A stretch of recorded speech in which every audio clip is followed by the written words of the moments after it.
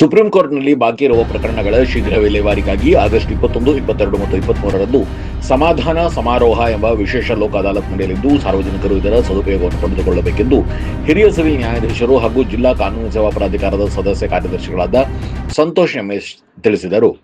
ನ್ಯಾಯಾಲಯ ಆವರಣದ ವಿಸಿ ಸಭಾಂಗಣದಲ್ಲಿ ಸೋಮವಾರ ಏರ್ಪಡಿಸಲಾಗಿದ್ದ ಪತ್ರಿಕಾಗೋಷ್ಠಿಯಲ್ಲಿ ಮಾತನಾಡಿದ ಅವರು, ರಾಷ್ಟ್ರೀಯ ಹಾಗೂ ರಾಜ್ಯ ಕಾನೂನು ಸೇವೆಗಳ ಪ್ರಾಧಿಕಾರಗಳ ನಿರ್ದೇಶನದಂತೆ ಈ ವಿಶೇಷ ಕಾರ್ಯಕ್ರಮವನ್ನು ಹಮ್ಮಿಕೊಳ್ಳಲಾಗಿದೆ ಎಂದು ಮಾಹಿತಿ ನೀಡಿದರು. ಈ ಸಂದರ್ಭದಲ್ಲಿ ರಾಷ್ಟ್ರೀಯ ಮತ್ತು ವಿಶೇಷ ಲೋಕ್ ಅದಾಲತ್ ಹಾಗೂ ಬಂಜಾರ ಸಮುದಾಯಕ್ಕೆ ವಿಶೇಷ ಕಾನೂನು ಅರಿವು ಮತ್ತು ಆರೋಗ್ಯ ತಪಾಸಣಾ ಶಿಬಿರದ ಕುರಿತು ಅವರು ವಿವರಣೆ ನೀಡಿದರು. ಶಿವಮೊಗ್ಗ ಜಿಲ್ಲೆಯಿಂದ ಸುಪ್ರೀಂ ಕೋರ್ಟ್ಗೆ ಮೇಲ್ಮನವಿ ಸಲ್ಲಿಸಿ ಬಹುಕಾಲದಿಂದ ಬಾಕಿ ಇರುವ 47 ಪ್ರಕರಣಗಳನ್ನು ರಾಜಿ ಸಂಧಾನದ ಮೂಲಕ ಇತ್ಯರ್ಥಪಡಿಸಲು ಗುರುತಿಸಲಾಗಿದೆ. ಹೀಗೆ ಸುಪ್ರೀಂ ಕೋರ್ಟ್ನಲ್ಲಿ ಪ್ರಕರಣಗಳು ಬಾಕಿ ಇದ್ದು ರಾಜಿ ಸಂಧಾನಕ್ಕೆ ಸಿದ್ಧ ಇರುವವರು ಈಗಲೂ ಸಹ ಕಾನೂನು ಸೇವಾ ಪ್ರಾಧಿಕಾರವನ್ನು ಸಂಪರ್ಕಿಸಿ ತಮ್ಮ ಸಮಸ್ಯೆಗಳನ್ನು ಬಗೆಹರಿಸಿಕೊಳ್ಳಬಹುದು ಎಂದರು. ಸಮಾಧಾನ ಸಮಾರೋಹಕ್ಕೆ ಗುರುತಿಸಲಾದ ಪ್ರಕರಣಗಳ ಪಕ್ಷಗಾರರಿಗೆ ಈಗಾಗಲೇ ನೋಟಿಸ್ ಹೊರಡಿಸಲಾಗುತ್ತಿದೆ. ನಿಗದಿತ ದಿನಾಂಕದಂದು ನುರಿತ ಮಧ್ಯಸ್ಥಗಾರರ ಸಮ್ಮುಖದಲ್ಲಿ ವಿಚಾರಣೆ ನಡೆಸಿ ಸುಪ್ರೀಂ ಕೋರ್ಟ್ನಿಂದ ವಿಡಿಯೋ ಕಾನ್ಫರೆನ್ಸ್ ಮೂಲಕ ಪ್ರಕರಣಗಳನ್ನು ಇತ್ಯರ್ಥಪಡಿಸಲಾಗುವುದು ಎಂದು ಸಂತೋಷ್ ಎಂಎಸ್ ವಿವರಿಸಿದರು.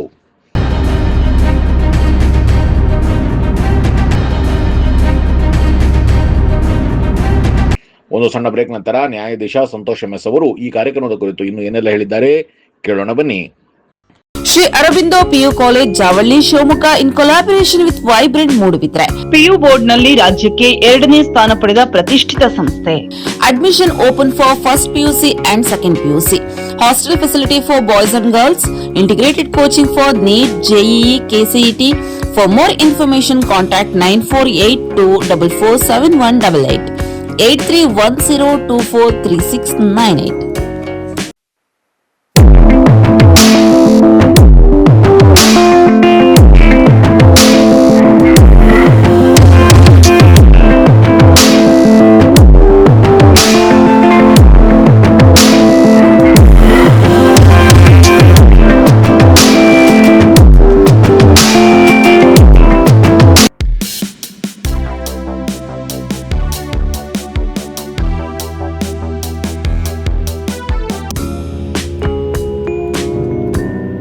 Sri Adi Chunchanagiri Independent PU College, known as Sai PUC, is a science PU college with a missionary zeal. Blessed by the divine Parama Puja Sri Sri Sri Dr. Balagangadharanath Mahaswamiji, it is now under the able guidance of Parama Puja Sri Sri Sri Dr. Nirmalanandanatha Mahaswamiji.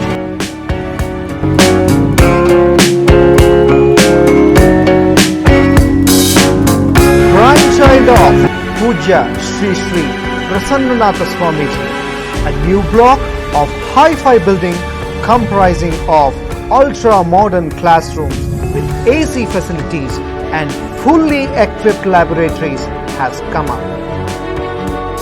Sai PUC have a vast library hall with good collection of books and internet connection. This can also be converted into a seminar hall for PowerPoint presentations. Our well-equipped computer lab is our specialty. Students can have an extra access to the systems. They are also encouraged to use the tabs as an advanced learning tool. Digital learning for both board exam and entrance exams like NEET, JEE, KCET are given to the students through VFX Studio recorded classes powered by Sai PUC College app.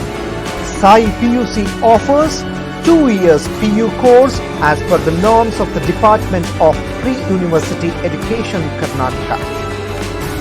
Along with English, one can opt Kannada or Sanskrit or Hindi for language studies. We have decent and useful waiting rooms for our girl students.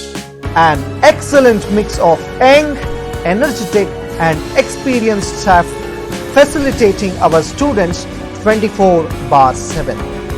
The college buses take care of each and every student's safety. We also run safe and secure hostels for boys and girls separately. We have established our own app and website to enable our students to get easy access to our videos regarding board and entrance classes. Visual effect is also a part of our curriculum. VFX is a part of our academics where learning is made easy.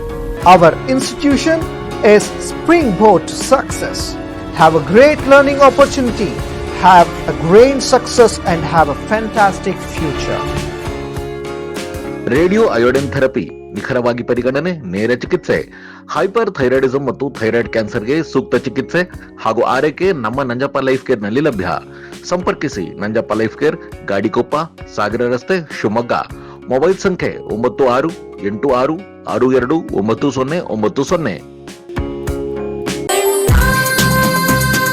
ಸರ್ಫಾ quotes, ಸರ್ಫಾ quotes,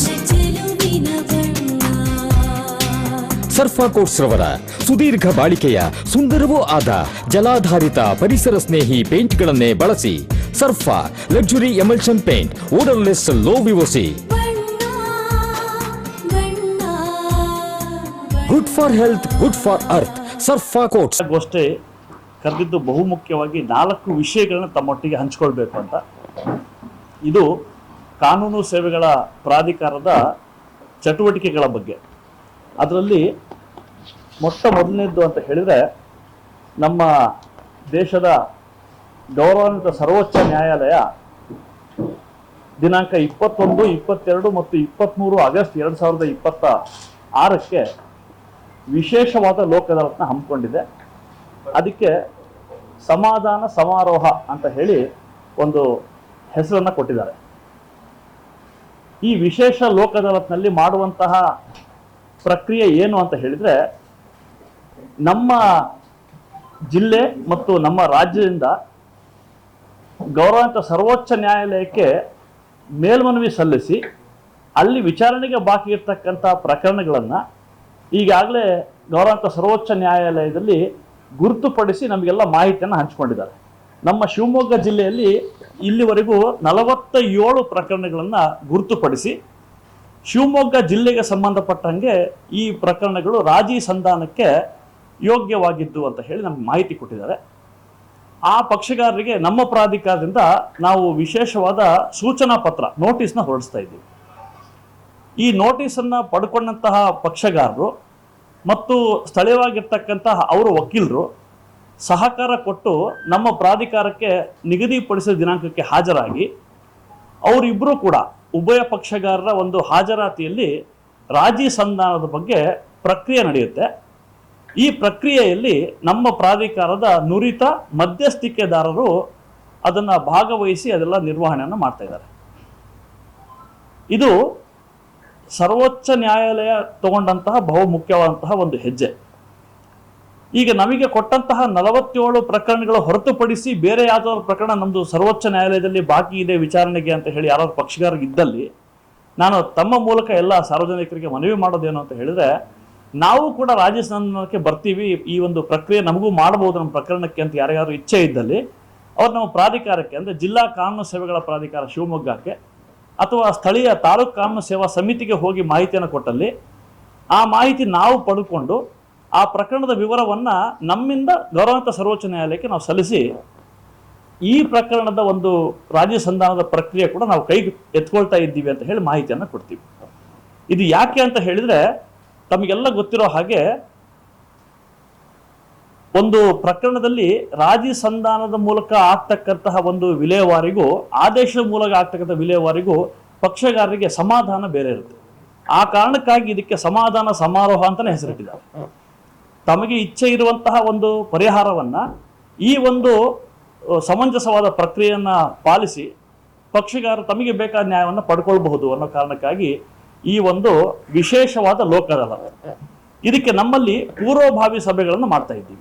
ಇಬ್ಬರು ಪಕ್ಷಗಾರನ್ನ ಕರೆಸಿಬಿಟ್ಟು ಪೂರ್ವಭಾವಿ ಸಭೆಯನ್ನು ಮಾಡಿ ಅದಕ್ಕೆ ಒಬ್ಬ ನುರಿತ ಮಧ್ಯಸ್ಥಿಕೆದಾರರ ಸಹಾಯನ ಕೂಡ ಪಕ್ಷಗಾರರಿಗೆ ಕೊಡ್ತೀವಿ.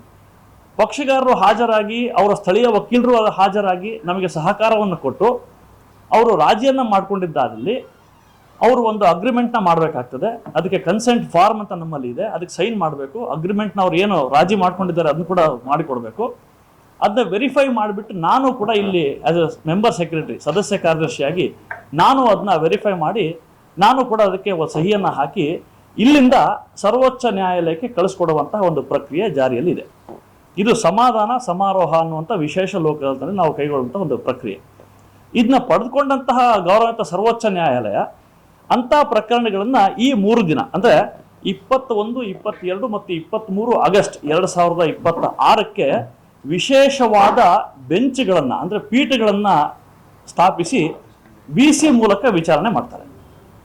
ರಾಜಿ ಮಾಡ್ಕೊಂಡಂತಹ ಪಕ್ಷಗಾರರು ನಮ್ಮಲ್ಲಿಗೆ ಬಂದರೆ ಇಲ್ಲಿಂದ ಅವರಿಗೆ VC ಮೂಲಕ ಗೌರವಾನ್ವಿತ ಸರ್ವೋಚ್ಚ ನ್ಯಾಯಾಲಯದ ಮುಂದೆ ಹಾಜರಾಗುವಂಥ ಒಂದು ಅವಕಾಶವನ್ನು ನಾವು ಕಲ್ಪಿಸಿ ಅವರು ಇಲ್ಲಿಂದಾನೇ ಆ ಅಗ್ರಿಮೆಂಟ್ ಮಾಡಿಕೊಟ್ಟಿರೋ ಬಗ್ಗೆ ಅವರಿಗೆ ನಮ್ಮ ಗೌರವಾನ್ವಿತ ನ್ಯಾಯಮೂರ್ತಿಗಳಿಗೆ ವರದಿಯನ್ನು ಸಲ್ಲಿಸಿ ಆ ರಾಜಿಯ ಬಗ್ಗೆ ಅವರು ಒಪ್ಪಿಗೆಯನ್ನು ಕೊಟ್ಟಲ್ಲಿ ಆ ಪ್ರಕಾರ ಪ್ರಕರಣಗಳು ವಿಲೇವಾರಿ ಆಗುತ್ತೆ. ಇದು ವಿಶೇಷವಾದ ಪ್ರಕ್ರಿಯೆ.